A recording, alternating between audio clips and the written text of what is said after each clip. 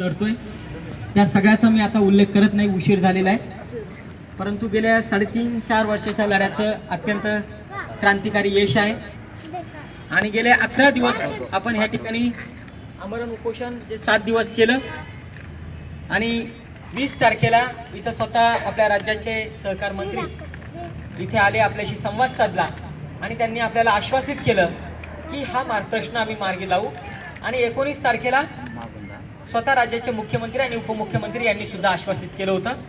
त्याचबरोबर आपलं एक शिष्टमंडळ मदत पुनर्वसन मंत्री यांनाही भेटलं होतं आणि या सगळ्याही लोकांनी आपल्याला जे आश्वासन केलं होतं ते आज पाळलं गेलं आणि आज त्यानुसार 15 कोटीची विशेष बाब म्हणून हिरड्याच्या नुकसान भरपाईचा निर्णय झाला आणि त्याच्याविषयी आत्ताच आपल्याला राज्याच्या एका कॅबिनेट मंत्र्यांनी आपले सहकार मंत्री महोदय वळसे पाटील साहेब यांनी सांगितलं.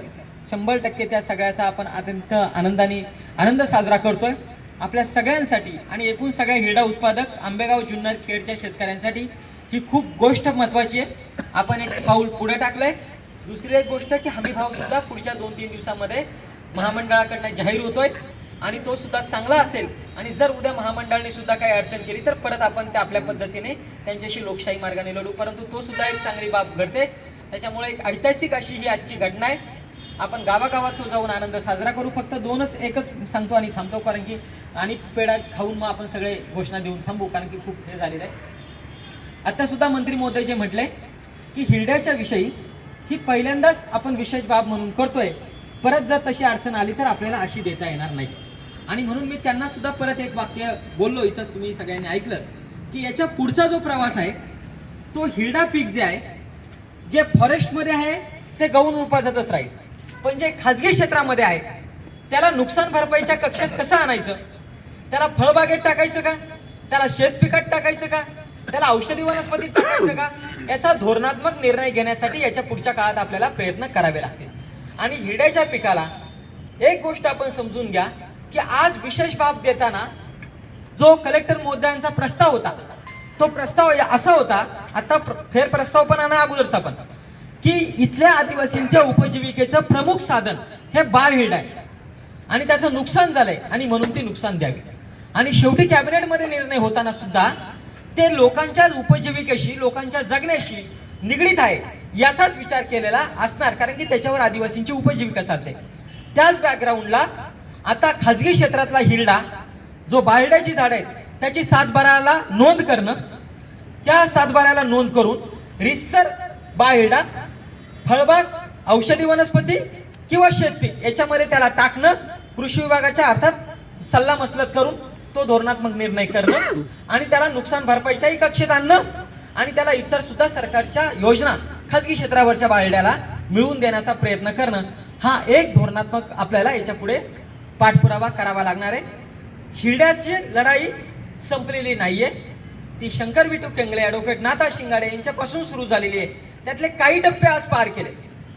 नुकसान भरपाई आज पहिल्यांदा ऐतिहासिक मिळाली आणि ते किसान सभेचं आणि सगळ्या नेत्यांचं आहे. आम्ही कुणालाही नाही, ज्यांनी आम्हाला सहकार्य केलं ते राज्याचे मुख्यमंत्री असतील, उपमुख्यमंत्री असतील, राज्याचे सहकार मंत्री असतील, माजी खासदार आढळराव पाटील असतील, आत्ताचे खासदार कोल्हे साहेब असतील, इथं ज्यांनी भेट दिली ते रोहितदादा असतील, सगळेच, म्हणजे मी आता परत ती सगळ्यांची नावं आहेत. परंतु ज्यांनी आम्हाला या सगळ्यात लढ्यात साथ दिली त्या सगळ्यांचं आम्ही नक्कीच त्यांचं आम्ही आभारी आहोत.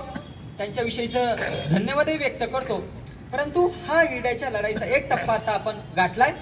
पुढच्याही काही धोरणात्मक पातळीवर आपल्याला लढायचं आहे.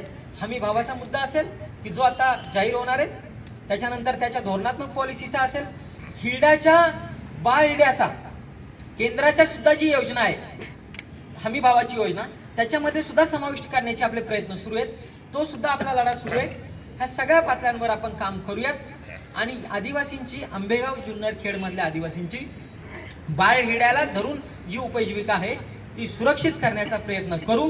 आणि ह्या लढ्यामध्ये किसान सभा जरी त्याचं नेतृत्व करत असली तरी सगळ्या लोकप्रतिनिधींचं, सगळ्या पक्षीय लोकप्रतिनिधींचं, नेत्यांचं, सहकार्याची याच्याही पुढे आम्हाला गरज लागणार आहे. वेगवेगळ्या संघटनांची गरज लागणार आहे. सगळ्यांनी मिळून हा प्रश्न आपण पुढच्याही काळामध्ये अजून पुढच्या टप्प्यावर नेऊ आणि एक सगळ्या चांगल्या प्रकारची उपजीविका सुरक्षित करण्याचा, हिरड्याविषयी व्यवस्थित धोरणात्मक निर्णय करण्याचा आपण प्रयत्न करू. आज आपण सगळेजण लढलेलो आहोत, सगळे जिंकलेले आहेत. विशेषतः ज्या हिरडा उत्पादक शेतकऱ्यांनी गेले 3.5 वर्ष आमच्यावर विश्वास ठेवून ह्या लढ्याला ताकद दिली, ह्या लढ्याला साथ दिली, त्यांचं सुद्धा विशेष कौतुक आहे, त्यांना सुद्धा सल्यूट आहे. आणि ज्या ज्या नेत्यांनी आम्हाला सगळ्यांना याच्यामध्ये सहकार्य केलं आणि राज्य शासनाचं आम्ही परत एकदा आभार व्यक्त करतो आणि सगळ्यांना क्रांतिकारी सलाम करतो.